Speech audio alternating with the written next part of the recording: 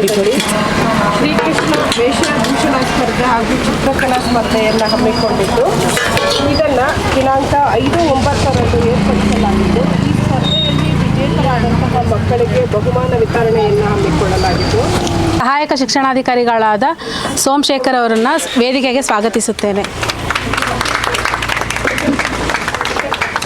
ಹತ್ಬಿಡಿ. ತಮಸೋಮಾ ಜ್ಯೋತಿರ್ಗಮಯ ಮೃತ್ಯೋರ್ಮಾ ಅಮೃತಂಗಮಯ. ಎಲ್ಲರಿಗೂ ನಮಸ್ಕಾರಗಳು. ಈ ಕಾರ್ಯಕ್ರಮದ ಮತ್ತು ಈ ಶ್ರೀ ರಾಜರಾಜೇಶ್ವರಿ ಮಹಿಳಾ ಸಮಾಜದ ಸಂಘದ ಅಧ್ಯಕ್ಷರಾದಂತಹ ಶ್ರೀಮತಿ ಗಂಗಮ್ಮ ಅವರಿಗೂ ಹಾಗೂ ಈ ಕಾರ್ಯಕ್ರಮಕ್ಕೆ ಅತಿಥಿಗಳಾಗಿ ಆಗಮಿಸಿರುವಂತಹ ಶ್ರೀಯುತ ರಾಜಶೇಖರ್ ಸರ್ ಅವರಿಗೂ ಸೋಮಶೇಖರ್ ಸರ್ ಅವರಿಗೂ ಹಾಗೂ ಈ ಕಾರ್ಯಕ್ರಮಕ್ಕೆ ಮತ್ತೊಬ್ಬರು ಅತಿಥಿಗಳಾಗಿ ಆಗಮಿಸಿರುವಂತಹ ಶ್ರೀಮತಿ ರಾಧಾಮಣಿಯವರಿಗೂ ಹಾಗೂ ಈ ಕಾರ್ಯಕ್ರಮಕ್ಕೆ ಆಗಮಿಸಿರುವಂತಹ ಎಲ್ಲ ಸದಸ್ಯರಿಗೂ ಮತ್ತು ಇತರರಿಗೂ ಎಲ್ಲರಿಗೂ ಕೂಡ ನನ್ನ ನಮಸ್ಕಾರಗಳನ್ನು ಹೇಳುತ್ತಾ, ಇಂದು ಏನು ಈ ಸಮಾಜ ರಾಜರಾಜೇಶ್ವರಿ ಮಹಿಳಾ ಸಮಾಜ ಮುಖಾಂತರ ತನ್ನ ಸ್ವಾವಲಂಬನೆಯ ಮುಖಾಂತರ ಸಮಾಜದ ಸೇವೆಗಳನ್ನು ಮಾಡ್ತಿದ್ದಾರೆ, ದೇಶದ ಭದ್ರತೆಗಾಗಿ ನಡೆಸ್ತಿದ್ದಾರೆ, ತನ್ನ ಸಾಕಷ್ಟು ವಲಯಗಳಲ್ಲಿ ಕೆಲಸಗಳನ್ನು ಮಾಡ್ತಿದ್ದಾರೆ. ಸೊ ಇದೆಲ್ಲ ನೋಡಿದಾಗ ಮಹಿಳೆಗೆ ಸಾಕಷ್ಟು ಕಡೆ ಸ್ಥಾನಮಾನನೂ ಕೂಡ ಸಿಕ್ಕಿದೆ ಅಂತ ಭಾವಿಸ್ತಾ ಇದ್ದೇನೆ. ಸೊ ನನಗಿಂದು ಭಾಳ ಖುಷಿ ಆಯಿತು. ಇಲ್ಲಿ ಗಂಗಮ್ಮ ಅವ್ರನ್ನ ನೋಡಿದಾಗ ಇಷ್ಟು ಜನ ಮಹಿಳೆಯರನ್ನ ತುಮಕೂರಲ್ಲಿ ಒಂದು ಕಡೆ ಏನಾದರೂ ಒಂದು ಆಮಿಷಗಳನ್ನು ಒಡ್ಡಿದಾಗ ಮಾತ್ರ ಬರ್ತಾರೆ. ಆದರೆ ಅವರು ನಿಸ್ವಾರ್ಥ ಸೇವೆಯಿಂದ ಇಷ್ಟು ವರ್ಷದಿಂದ ಕೂಡ ಮಾಡಿಕೊಂಡು ಬಂದು ಅವರಿಗೆ ಇರುವ ಉದ್ದೇಶ ನಾನು ಅವರಿಗೆ ಮೇ ಬಿ ಒಂದು 15 ದಿನ ಒಂದು ತಿಂಗಳಿಂದ ಅಷ್ಟೇ ಗೊತ್ತಾಗಿದ್ದು. ಆದರೆ ಅವರ ಮಗಳು ನನಗೆ ತುಂಬಾ ಪರಿಚಯ ಇದ್ದರು. ಸ್ಟೂಡೆಂಟ್ ಅನ್ನೋದಕ್ಕಿಂತ ಫ್ರೆಂಡ್ ಅಂತಂದು ಹೇಳ್ಬೋದು.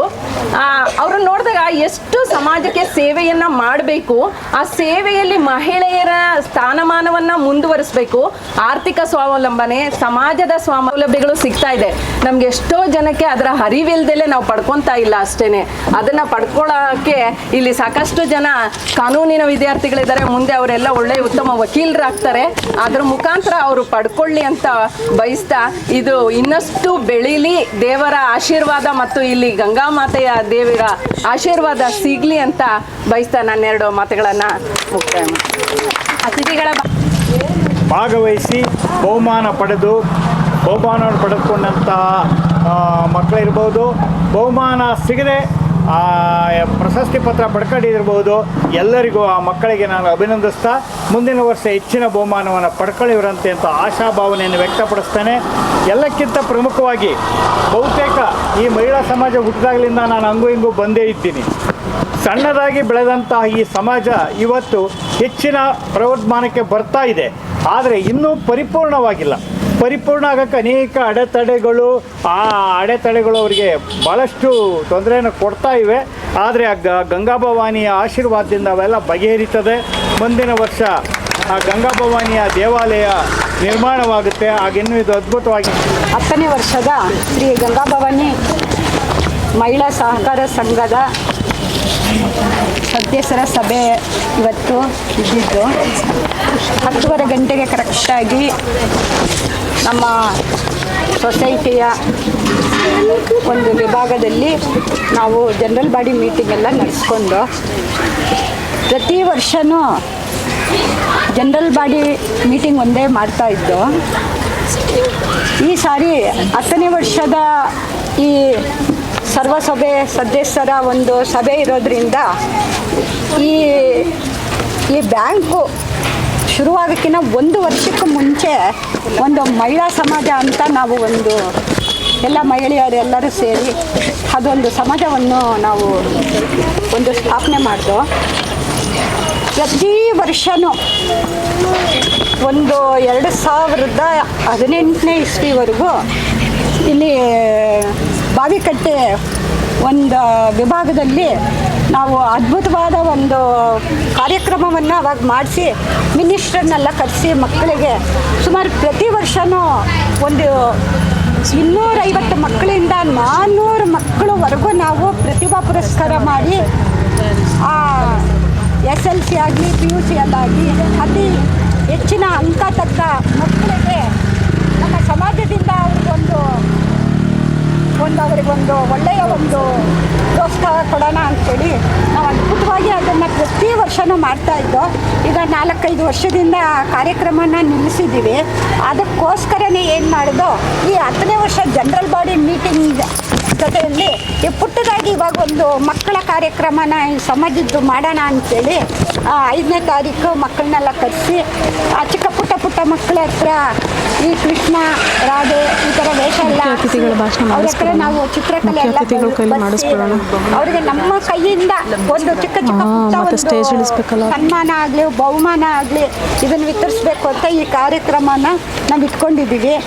ಇದೇ ಥರನೇ ಪ್ರತಿ ವರ್ಷವೂ ಈ ಸರ್ವಸಭೆ ಜನರಲ್ ಬಾಡಿ ಮೀಟಿಂಗಿಗೆ ಹೆಚ್ಚಿನ ಸಂಖ್ಯೆಯಲ್ಲಿ ಇನ್ಮೇಲಾದರೂ ಎಲ್ಲರೂ ಆಗಮಿಸಿ ಈ ಕಾರ್ಯಕ್ರಮವನ್ನು ಎಲ್ಲರೂ ಅದ್ಭುತವಾಗಿ ನಡೆಸ್ಕೊಡ್ಬೇಕಂತ ಕೇಳಿಕೊಂಡು ಎಲ್ಲ ಬಂದಿರೋ ಅಂಥವರೆಲ್ಲ ಇಲ್ಲಿ ಉಪಹಾರ ಇರುತ್ತೆ ಎಲ್ಲ ತಿನ್ಕೊಂಡು ಹೋಗ್ಬೇಕಂತ ಕೇಳ್ಕೊಂಡು. ಎಲ್ಲರಿಗೂ ನಮಸ್ಕಾರಗಳು. ವೇದಿಕೆಯ ಮೇಲೆ ಉಪಸ್ಥಿತರಿರ್ತಕ್ಕಂಥ ಶ್ರೀ ರಾಜರಾಜೇಶ್ವರಿ ಮಹಿಳಾ ಸಮಾಜದ ಅಧ್ಯಕ್ಷರು ಹಾಗೂ ಕಾರ್ಯಕ್ರಮದ ಅಧ್ಯಕ್ಷರು ಆದಂಥ ಗಂಗಮ್ಮ ಮೇಡಮ್ರವರೇ, ಹಾಗೂ ನನ್ನ ನೆಚ್ಚಿನ ಉಪನ್ಯಾಸಕರಾದ ಶ್ರೀಮತಿ ಮಮತಾ ಮೇಡಮ್ರವರೇ, ಹಾಗೂ ಶ್ರೀಯುತ Somashekar sir, retired director education department. So ಹಾಗೂ ಮಹಿಳಾ ಸಮಾಜದ ಎಲ್ಲ ಸದಸ್ಯರು ಏನಿದ್ದೀರಾ ನಿಮಗೆ, ಹಾಗೂ ಇತರೆ ಯಾರು ಆಗಮಿಸಿದ್ದೀರಾ ಮಹಿಳೆಯರಿಗೆ ಹಾಗೂ ಮಕ್ಕಳೆಲ್ಲರಿಗೂ ಕೂಡ ಮತ್ತೊಮ್ಮೆ ನಮಸ್ಕಾರ. ಹಾಗೂ ನನಗೆ ಈ ಕಾರ್ಯಕ್ರಮಕ್ಕೆ ಭಾಗವಹಿಸೋದಕ್ಕೆ ಅವಕಾಶ ಕೊಟ್ಟಂಥ ಶ್ರೀಯುತ ಗುಣಶ್ರೀ ಅವ್ರಿಗೆ ಧನ್ಯವಾದನೂ ಮತ್ತು ವಂದನೆಯನ್ನು ಅರ್ಪಿಸ್ತೀನಿ, ಯಾಕಂದರೆ ಒಂದು ಅವಕಾಶವನ್ನು ಕೊಟ್ಟಿದ್ದಕ್ಕೆ. ಸೊ ಮೇಡಮ್ ಮತ್ತು ಸರು ತುಂಬ ವಿಚಾರನ ನಿಮ್ಮ ಹತ್ರ ಆಲ್ರೆಡಿ ಹೇಳ್ಬಿಟ್ಟಿದ್ದಾರೆ. ಸ್ವತಂತ್ರಳಾಗಿದ್ದಾಳೆ, ಆರ್ಥಿಕವಾಗಿ ಸ್ವಾವಲಂಬನೆ ಆಗಿದ್ದಾಳೆ. ಯಾವುದ್ರ ಮೂಲಕ ಅಂದರೆ ಈ ರೀತಿ ಸಮಾಜಗಳು, ಸಂಘಗಳು, ಸಹಕಾರ ಸಂಘ ಕಟ್ಕೊಳ್ಳೋದು, ಸ್ವಸಹಾಯ ಸಂಘದ ಮೂಲಕ. ಆದರೂ ಎಲ್ಲೋ ಒಂದು ಕಡೆ ಅವಳ ಸುರಕ್ಷತೆ, ರಕ್ಷಣೆ ಬಗ್ಗೆ ಆಕೆನೇ ಇಡುತ್ತಾ ಇದ್ದಾಳೆ. ಒಪ್ಕೋತೀರಾ ಅಲ್ವಾ? ಕೆಲವೊಂದು ಸಮಸ್ಯೆಗಳು ಸಮಾಜದಿಂದ ಬರುತ್ತೆ. ಸಮಾಜ ಮೀನ್ಸ್ ಅದು ಪುರುಷರಿಂದ ಇರ್ಬೋದು, ಅಥವಾ ಸರ್ ಹೇಳ್ದಂಗೆ ವರದಕ್ಷಿಣೆ ಕಿರುಕುಳ ಅಂದರೆ ಅಲ್ಲಿ ಅತ್ತೆ ಮತ್ತೊಬ್ಬಳು ಮಹಿಳೆನೇ ಬರ್ತಾಳೆ.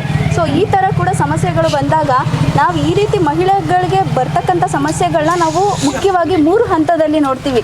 ಒಂದು ಕುಟುಂಬದಲ್ಲಿ, 2ನೇದು ನಾವಿರ್ತಕ್ಕಂಥ ಸಮಾಜ ಮತ್ತು ಸಮುದಾಯದಲ್ಲಿ, 3ನೇದು ಇತ್ತೀಚೆಗೆ ಕೆಲಸ ಮಾಡೋಕ್ಕಂತ ಹೊರಗಡೆ ಹೋಗ್ತಾರೆ ಮಹಿಳೆಯರು, ಇಲ್ಲೆಲ್ಲ ಕೂಡ ಆಕೆಗೆ ದೌರ್ಜನ್ಯಗಳಾಗ್ತಾ ಇರುತ್ತೆ. ಆ ದೌರ್ಜನ್ಯಗಳನ್ನ ಹಲವಾರು ರೀತಿಯಲ್ಲಿ ನಾವು ಹೆಸರಿಂದ ಕರಿತೀವಿ. ಒಂದು ಮಾನಸಿಕವಾಗಿರ್ಬೋದು, ದೈಹಿಕವಾಗಿರ್ಬೋದು, ಲೈಂಗಿಕವಾಗಿರ್ಬೋದು, ಹಾಗೂ ಇತ್ತೀಚೆಗೆ ಇನ್ನೊಂದು ಹೊಸದು ಎದ್ದಿದೆ, ಆರ್ಥಿಕವಾಗಿ ದೌರ್ಜನ್ಯ ಎಸ್ಬೋದು. ಏನು ಹೇಳಿ ಆರ್ಥಿಕವಾಗಿ ಅಂದರೆ, ಕೆಲಸಕ್ಕೆ ಹೋಗಿ ಬರ್ತಾಳೆ ಮಹಿಳೆ, ಗಂಡ ಅದನ್ನು ದುಡ್ಡು ಇಸ್ಕೊಳ್ಳೋದು, ಆಮೇಲೆ ಮನೆಯದು ಯಾವುದೇ ಒಂದು ಜವಾಬ್ದಾರಿಯನ್ನು ನಿಭಾಯಿಸೋದಿಲ್ಲ. ಸೊ ಇದನ್ನು ನಾವೇನಂತೀವಿ, ಆರ್ಥಿಕವಾಗಿ ದೌರ್ಜನ್ಯ ಆಗ್ತಿದೆ ಅಂತಿದ್ದೀವಿ. ಸೊ ಈ ರೀತಿ ಸಮಸ್ಯೆಗಳು ಒಳಗಾದಾಗ ಮಹಿಳೆಯರು ಏನು ಮಾಡಬೇಕು, ಮಹಿಳಾ ಮತ್ತು ಮಕ್ಕಳ ಅಭಿವೃದ್ಧಿ ಮಂತ್ರಾಲಯ ಕೇಂದ್ರ ಸರ್ಕಾರದ ಸಖಿ ಒನ್ ಸ್ಟಾಪ್ ಸೆಂಟರ್ ಅಂತ ಒಂದು ಯೋಜನೆಯನ್ನು ಅನುಷ್ಠಾನಗೊಳಿಸಿದೆ. ಇದು ಕೇಂದ್ರ ಸರ್ಕಾರದ್ದು. ಸೊ ಎಲ್ಲ ರಾಜ್ಯದಲ್ಲೂ ಕಾರ್ಯನಿರ್ವಹಿಸ್ತದೆ ಮತ್ತು ಕರ್ನಾಟಕದ ಎಲ್ಲ ಜಿಲ್ಲೆನಲ್ಲೂ ಕಾರ್ಯನಿರ್ವಹಿಸ್ತಾ ಇದೆ. ಇಲ್ಲಿ ನಿಮಗೆ ಅಗತ್ಯ ಸೇವೆಗಳು, ಒಂದು ವೈದ್ಯಕೀಯ ನೆರವಿರ್ಬೋದು, ಅಥವಾ ಕಾನೂನು ನೆರವು ಬೇಕು, ಒಂದು ಪೊಲೀಸ್ ನೆರವು ಬೇಕು, ಅಥವಾ ತಾತ್ಕಾಲಿಕ ಆಶ್ರಯ ಬೇಕು.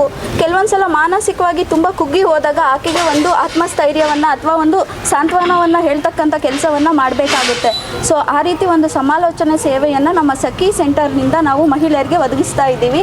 ಸೊ ಇದ್ರ ಉಪಯೋಗನ ನೀವೆಲ್ಲರೂ ಪಡ್ಕೊಳ್ಳಿ. ಹಾಗೂ ಯಾವುದೇ ರೀತಿ ಮಹಿಳೆಗೆ ಏನಾದರೂ ದೌರ್ಜನ್ಯ ಆಗಿತ್ತು ಅಂದರೆ ಅವ್ರಿಗೆ ಮಹಿಳಾ ಸಹಾಯವಾಣಿ 181 ಕೇಳಿದ್ರ ನಂಬರು. ಸೊ ಈ ನಂಬರ್ಗೆ ಅವ್ರಿಗೆ ಮಾಹಿತಿ ಕೊಡೋಕ್ಕೆ ಹೇಳಿ, ನಾವು ಅವ್ರಿಗೆ ಯಾವ ಸೇವೆ ಆಗುತ್ತೋ ಅವಶ್ಯಕತೆ ಇದೆಯೋ ಅದನ್ನು ನಾವು ಒದಗಿಸೋ ಅಂಥ ಕೆಲಸವನ್ನು ಮಾಡ್ತೀವಿ. ಮತ್ತು ಇತ್ತೀಚೆಗೆ ಯಾವುದೇ ರೀತಿ ಸಂಕಷ್ಟ ಆಗಿರುತ್ತೆ, ಆ ಪ್ಲೇಸಿಂದ ನಾನು ಹೊರಗಡೆ ಬರಬೇಕು ಅಂದರೆ ಪೊಲೀಸ್ ಸಹಾಯವಾಣಿ ಇದೆ, ಗೊತ್ತಲ್ವಾ ಎಲ್ಲರಿಗೂ? ಯಾವ್ದು ಹೇಳಿ? ಪೊಲೀಸ್ ಸಹಾಯವಾಣಿ 112 112 ಅಂತ ಇದೆ.